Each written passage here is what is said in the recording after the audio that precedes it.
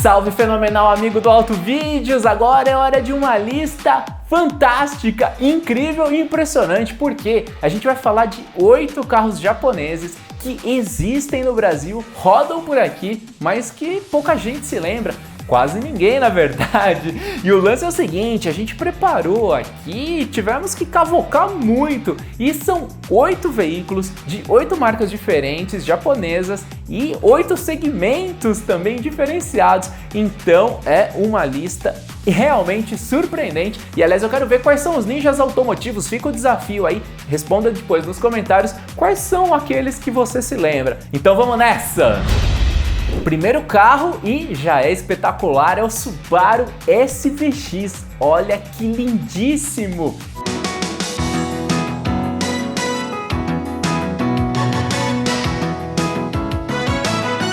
E mais do que isso, ele era chamado também de Alcione SVX em alguns mercados. E sente só, nós estamos falando de um Subaru com um boxer de 6 cilindros, 235 cavalos, torque na faixa de 31, tração integral, 36 na dianteira, 64 na traseira, distribuição. Então é uma máquina incrível. E para somar com isso tudo, o design dele tem a assinatura de ninguém mais, ninguém menos do que Giorgetto Giugiaro, aquele que pra mim, como você já sabe aqui no Auto Vídeos, é o maior designer de todos os tempos. Desenhou esse carro, desenhou o Uno, o Golf, o DeLorean, Scania clássica ali dos anos 80, então é um mito. E esse carro aqui traz os elementos clássicos do design do Giugiaro. A aerodinâmica aqui tem um coeficiente de 0,29. Você vê essa parte aqui, né, que envolve coluna A, B, C, é toda pensada em simular ali o aspecto de um avião, de um caça, né? Por isso essa pintura preta também. E um detalhe curioso é que os vidros ali acabavam tendo uma abertura parcial, inclusive para não prejudicar a aerodinâmica desse GT aqui, um Coupé 2+2, que chegava numa velocidade máxima de 248 por hora naquela época, com câmbio automático de só 4 marchas. Então ele foi lançado em 91, estima-se que cerca de 60 unidades vieram para o Brasil. São modelos ali que chegaram no começo dos anos 90 e é difícil encontrar um desses aí bem preservado, mas é um carro fabuloso que tem aqui no Brasil. Você se lembrava dele? Agora o segundo modelo, e é um SUV aqui, e você vai ver que tem toda uma história pra gente entender. Você sabe do que eu tô falando aqui? Honda Passport, carro que teve aqui no Brasil em 93, 94, pouca gente se lembra. E eu inclusive esses dias estava lá em São Paulo trafegando e vi um rodando. Esse veículo aqui também é o mesmo que chegou aqui no Brasil com a marca da Isuzu, era o Isuzu Rodeo. Também ali em meados dos anos 90, 92, 94, 95, por aí, nessa faixa. E que confusão é essa? Vamos explicar melhor. Honda Passport, primeira geração introduzida nessa época lá nos Estados Unidos, só que ele era produzido por uma espécie de joint venture da Isuzu com a Subaru. A gente falou de Subaru, agora voltamos aqui para Subaru. Então Isuzu, Subaru, e fabricavam o Honda Passport. É engraçado isso, né? Mas a Honda acabava trazendo o logo dela, né? A marca dela para esse modelo que foi conhecido como Honda Passport. Que confusão é essa? Vamos voltar aqui para o Honda Passport V6 aqui, 3.2, cerca de 175 cavalos. E esse é outro ponto curioso, né? Porque a princípio, teoricamente, na linha histórica da Honda, ele seria o primeiro SUV dela. Só que como ele não era produzido especificamente por ela, o primeiro SUV foi a primeira geração da Honda CR-V. É uma grande confusão e é por isso que eu falei que a gente estava cavocando e estamos trazendo aqui uma série de conhecimentos que pouca gente comenta, mas a gente sempre gosta de trazer para você aqui no Auto Vídeos. Terceiro carro agora, você sabe qual é? Mitsubishi Colt, um hatchzinho fabuloso, feito na mesma plataforma do Lancer, e o grande segredo dele é que 980 quilos apenas, né? Então a gente acompanha aqui que o design dele é mais arredondado do que o Lancer. Esse modelo é da 4ª geração, que foi a única que veio para o Brasil e foi lançada em 1991. E no Brasil chegaram duas versões, uma com motor 1.6 e a GTI... Opa, calma aí, você que é apezeiro, é só falar de GTI. Brincadeira, pessoal, mas o GTI com 140 cavalos, com motor 1.8, muito bacana. Se a gente pensar em 980 quilos, um arranjo bem bacana, inclusive com suspensão multilink na traseira, é bem legal essa configuração, inclusive rara de se encontrar em alguns veículos de hoje, né? Que a gente vê muitos aí modernos com eixo de torção. Foram poucos modelos que chegaram no Brasil, mas inclusive por conta desses aspectos que eu comentei aqui, tem uns que acabam seguindo o rumo da preparação. A galera gosta de mexer nesse carro justamente por isso, né? Leveza, que é sempre um aspecto bem legal quando se pensa em track days, isso tudo aliado aos pontos técnicos que eu comentei. Então, Mitsubishi Colt. Quarto veículo, agora chegou a vez do Daihatsu Terios. É um que não é tão raro até como os outros que a gente comentou aqui, mas é bem interessante a gente trazer um Daihatsu, que é uma marca de baixo custo da Toyota. Inclusive aqui uma curiosidade, a Toyota pensa em trazer outros modelos da Daihatsu aqui para o Brasil, mas talvez eles venham com a própria marca da Toyota, é algo que está ainda em planejamento. Mas voltando lá para os anos 90, é um mini SUV e hoje a gente vê toda essa onda dos SUVs, e o Daihatsu Terios tinha características muito únicas por ser muito compacto, estreito, tinha um motor ali 1.3 de 82 cavalos, não se esperava muita performance de um motor como esse, né? E essas características, velocidade máxima ali na faixa dos 145 km por hora, um 0 a 100 lá nos 16, e claro, né, com essa configuração alta, estreito, já dava para imaginar que não teria tanta estabilidade assim. E aqui é um ponto importante da gente lembrar dois fatores legais aqui. Ele ficou entre 98 a 99 aqui no Brasil, e muitos desses veículos que a gente está comentando vieram naquela onda da abertura comercial do Brasil nos anos 90. Então, principalmente ali depois do Plano Real, em que a gente tinha paridade cambial, você lembra? Era R$1 para $1. Algo que era insustentável, mas aí muitas marcas acabaram chegando no Brasil. Só que justamente por ser insustentável, ali em janeiro de 1999 nós tivemos a maxi desvalorização do real. Na sequência, várias dessas marcas acabaram deixando o Brasil. Algumas voltaram, outras estão pensando em voltar. É uma grande confusão. Outro ponto agora que é bem importante é o seguinte: a gente está falando aqui de veículos já com muito tempo e você sabe, a gente não se coloca aqui como dono de verdade, a gente não se coloca como especialista, a gente procura trazer algumas informações bacanas, com entretenimento, com emoção. E se você tem algum desses carros e tem algum outro detalhe que de repente mereça correção aqui, comente pra gente aprender junto. E se você tem um carro como esse, fala aí nos comentários como é a questão de peças para eles, manutenção, eles estão resistindo bem, como é o comportamento dinâmico. Vale a pena saber disso, e se você conhece alguém que possui esses carros, marca, compartilhe e faça o seguinte também: se você tem um desses daí, manda pra gente lá no nosso Instagram do Auto Vídeos, que a gente vai publicar nos stories, beleza? Então vamos seguir na lista. Quinto veículo, Toyota agora, Prévia, e é um lance bem interessante porque faltam opções no Brasil hoje em dia, né, de vans efetivas com capacidade para 7 passageiros ou mais como ela tinha capacidade para 8 pessoas, configuração 2, 3, 3, a última fileira podia dobrar para aumentar o espaço para bagagem, né? Então a Toyota Prévia, uma van efetivamente apresentada lá na Inglaterra em 1990, aqui no Brasil ela chegou entre os anos de 91 a 94, a primeira geração dela. É um veículo que tem as gerações posteriores no mercado internacional, inclusive vende bastante lá nos Estados Unidos, e a gente de vez em quando encontra no Brasil uma ou outra que acabam chegando aqui por importação independente. Mas tanto a Toyota Prévia como a Honda Odyssey, que é a concorrente dela hoje em dia lá nos Estados Unidos, por exemplo, são veículos que fazem falta no Brasil, mas são veículos, né, de um mercado bem restrito e com custos muito elevados.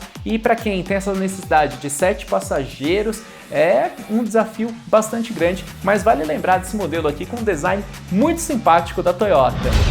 Agora o sexto carro, Mazda M26, 626, 26 meu número da sorte, você já sabe. E o lance é o seguinte, família 626 chegou aqui no Brasil, sedã, teve hatch, teve perua, mas estamos falando agora do sedã aqui, né? Ele veio para cá entre 93 a 2000, foram duas gerações, 97 teve uma mudança, inclusive nessa última geração dele, algumas novidades bem interessantes, como ABS, controle de estabilidade, com EBD também. Então é um carro que tinha tecnologias avançadas para a época dele, né? Mas a Mazda acabou deixando o Brasil, como você sabe. Hoje em dia existem alguns estudos da fabricante para de repente retornar para cá, a gente torce. A linha nova da Mazda é fantástica, tem uma série de tecnologias bem bacanas e a gente quer ver mais opções como existiam nos anos 90, a gente quer ver isso de novo. E é um carro que tinha várias opções de motor, tinha 1.8, 2.0